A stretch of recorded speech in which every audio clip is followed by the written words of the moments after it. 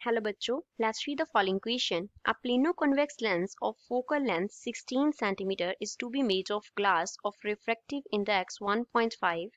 The radius of curvature of the curved surface should be.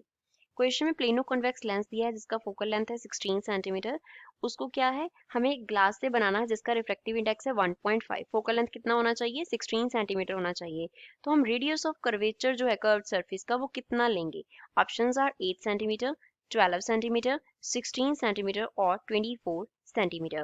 So first of all we will talk about the key concept used in the question. इस question में क्या की concept use हो रहा है। Question में दिया क्या गया है, प्लेनो कॉन्वेक्स लेंस।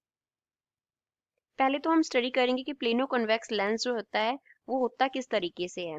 तो उसका जो कॉम्बिनेशन है वो किस तरीके से बनता है। एक जो सरफेस है वो प्लेन होता है, दूसरा सरफेस जो है वो क्या होता है, कर्व्ड होता है, कॉन्वेक्स फॉर्म में होगा।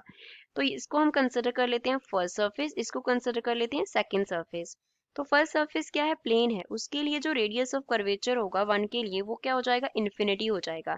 और सेकंड सरफेस का रेडियस ऑफ कर्वेचर, सपोज जो कर्व्ड सरफेस है उसका हमने कितना ले लिया, r ले लिया। अब अकॉर्डिंग टू साइन कन्वेंशन जे क्या आएगा, नेगेटिव आएगा, क्योंकि सेकंड सरफेस के लिए रेडियस ऑफ कर्वेचर हम इस डायरेक्शन में मेजर करेंगे और इंसिडेंट लाइट इस डायरेक्शन में होगा। तो ये क्या हो जाएगा, नेगेटिव r। अब इस पे सिंपली हमें क्या कर देना है, लेंस मेकर्स फॉर्मूला अप्लाई कर देना है। Lens makers formula, according to lens makers formula क्या रिलेशन होता है, 1 अपॉन फोकल लेंथ इक्वल होता है mu minus 1 into 1 upon r1 minus 1 upon r2 के। अब यहाँ पे f जो है वो रिप्रेजेंट कर रहा है फोकल लेंथ को, f here represents the focal length. Mu जो है वो रिप्रेजेंट करता है रिफ्रैक्टिव इंडेक्स को, रिफ्रैक्टिव इंडेक्स को रिप्रेजेंट करता है। एंड r1 एंड r2 क्या होते हैं हमारे पास, रेडियस ऑफ कर्वेचर होते हैं। अब गिवन वैल्यूज क्या है हमारे पास, जो फोकल लेंथ f है वो कितना होना चाहिए, 16 सेंटीमीटर होना चाहिए। रिफ्रैक्टिव इंडेक्स म्यू का वैल्यू है 1.5। Radius of curvature for the first surface infinity, radius of curvature for second surface is minus r। तो फॉर्मूला अप्लाई कर दो, 1 upon f is equals to mu minus 1 into 1 upon r1 minus 1 upon r2 है। तो 1 upon focal length means 1 upon 16 is equals to 1 mu minus 1 हो जाएगा। So this is equals to 1.5 minus 1 हो गया, 1 upon r1 infinity हो गया। अब यहाँ पे माइनस माइनस प्लस हो गया तो 1 अपॉन r आ गया। Now we know that 1 upon infinity जो है वो क्या होता है, 0 होता है।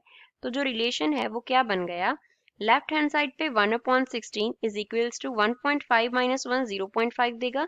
अब जहाँ पे आ गया 0 प्लस 1 अपॉन r, तो यहाँ से हमें निकालना क्या है, r निकालना है। तो 1 अपॉन 16 इक्वल है 0.5 अपॉन r के, that means r will be simply equals to 16 multiply by 0.5। तो इसको मल्टीप्लाई करके r का जो वैल्यू है वो हमारे पास कितना आ जाएगा, 8, एंड यूनिट्स क्या होंगे, सेंटीमीटर होंगे। तो radius of curvature for the curved surface should be 8 centimetre. तो गिवन ऑप्शन में से कौन सा ऑप्शन करेक्ट है, option number A. A is the correct answer for the given question.